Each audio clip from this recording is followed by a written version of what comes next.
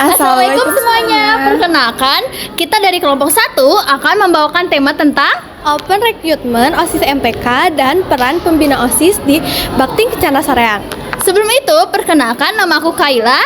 Di sini aku sebagai pembuat naskah dan editing video. Halo, aku Syakira sebagai pewawancara. Aku Alicia sebagai kameramen. Selamat menyaksikan. Halo semuanya, kali ini aku akan meliput kegiatan Open Recruitment OSIS dan MPK bersama narasumber yang akan aku wawancarai, yaitu Ibu Nadisa selaku pembina OSIS dan MPK. Baik Ibu, langsung saja. Untuk pertanyaannya, yang pertama ada apa peran utama pembina Ibu dalam mendampingi OSIS MPK? Oke, untuk peran pembina OSIS dan MPK ini di sekolah ini kebetulan pembinanya disatukan antara OSIS dan MPK. Kalau mungkin lihat dari sekolah lain, pembinanya dipisah antara OSIS dan MPK. Kebetulan di sini disatukan.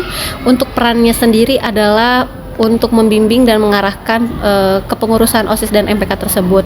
Karena mau bagaimanapun tetap di naungan pendidikan, tetap di naungan sekolah, peran pembina di sini sangat penting karena tetap harus mengarahkan dan membimbing pengurus OSIS dan MPK-nya gitu. Selanjutnya, siapa yang seharusnya ikut terlibat dalam mendukung keberhasilan kegiatan OSIS MPK? Oke, siapa yang seharusnya mendukung atas keberhasilan kegiatan OSIS MPK adalah yang paling utama adalah siswa-siswinya. Karena sebagaimanapun kalau kegiatan kita sebagus apapun, kalau memang siswa-siswinya tidak tidak berpartisipasi, tidak mendukung, maka kegiatan tersebut tidak akan terlaksana. Jadi yang paling penting untuk mendukung adalah siswa-siswinya, kayak gitu. Lalu, kapan biasanya OSIS MPK aktif dalam mengerjakan kegiatannya atau program kerja ini? Untuk memulai program kerja biasanya pada saat kepengurusan itu yang baru dimulai.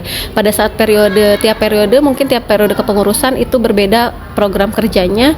Cuman karena sekolah kita banyak kegiatan dan ada program tahunan yang sudah rutin, maka itu juga langsung dilaksanakan saja pada saat ada kepengurusan yang baru. Jadi kita melanjutkan program-program yang memang sudah sekolah jadwalkan kayak gitu.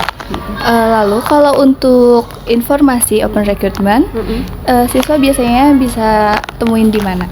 Untuk informasi Open Recruitment sekarang kebetulan informasi yang bisa didapatkan adalah di sosial media, khususnya di IG OSIS MPK gitu. Jadi kita bisa lihat informasinya di Instagram gitu.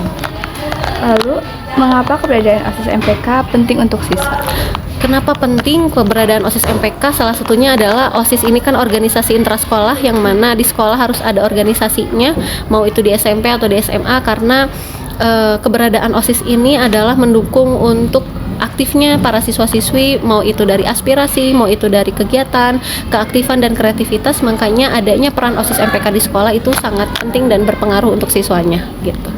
Menurut Ibu, mengapa siswa perlu dilibatkan dalam kegiatan organisasi? Oke, kenapa siswa perlu dilibatkan? Yang tadi ya, karena adanya organisasi itu penting, dan organisasi ini bukan sebagaimana organisasi yang pada umumnya mungkin di luar sana atau organisasi adalah rapat dan lain sebagainya, tapi di dalam organisasi juga kita bisa mengembangkan minat, bisa mengembangkan bakat. Lalu adanya organisasi ini juga kita bisa mendapatkan ilmu yang kita tidak dapatkan pada saat kita di kelas. Jadi adanya pentingnya siswa-siswi ikut atau adanya keberadaan OSIS dan MPK ini ya tadi, kita bisa dapat berlatih atau kita dapat ilmu yang mana kita tidak didapatkan pada saat kita di kelas gitu.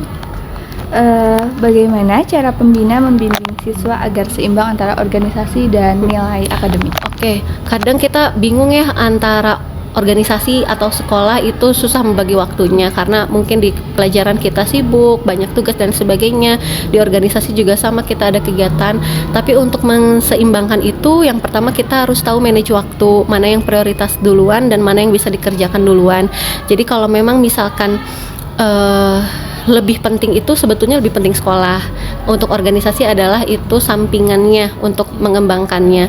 Pada saat dimana kita harus fokus sekolah, ya ibu sarankan untuk membagi antara seimbangnya adalah sekolah dulu. Dimana pada saat sudah ada waktu luang atau memang itu bisa dikerjakan setelah selesai pembelajaran di sekolah, maka organisasi itu bisa dilaksanakan gitu. Lalu ibu, bagaimana strategi ibu untuk menciptakan organisasi yang kompak, aktif. Oke, strateginya mungkin karena tiap periode beda-beda ya karakter siswa-siswinya, karakter pengurusnya berbeda untuk menciptakan kekompakan, terus tuh tanggung jawab dan lain sebagainya dengan cara yang pertama ibu terapkan dulu di atasnya, dalam artian di ketuanya, di wakilnya, di BPH-nya itu harus sesuai dengan apa yang mereka punya, maksudnya dengan tanggung jawab yang mereka sebagai pimpinannya atau sebagai ketuanya atau wakilnya, mereka harus menciptakan itu. Ibu ditekankan di atasnya dulu, setelah itu baru ibu ke anggota-anggotanya atau ke pengurus-pengurusnya yang mana mereka harus bisa menghormati ketuanya dan ketuanya harus bisa menghormati anggotanya atau pengurusnya, dimana pada saat saling menghormati itu maka tumbuh adanya kekompakan dan ada saling menghargainya kayak gitu. Terakhir Ibu, apa harapan Ibu dalam organisasi OSIS? Harapannya mungkin untuk kedepannya bisa yang baik-baiknya bisa ditingkatkan, kegiatannya bisa lebih diaktifkan lagi, dan juga harapannya adalah OSIS MPK ini sebagai bukan hanya sebagai organisasi saja, tapi juga sebagai wadah untuk menampung aspirasi siswanya, wadah untuk mengembangkan minat bakat pengurusnya dan lain sebagainya gitu. Baik Ibu, terima kasih. Sama. Terima kasih untuk semua yang sudah menonton. Sekian dari saya. Assalamualaikum warahmatullahi wabarakatuh.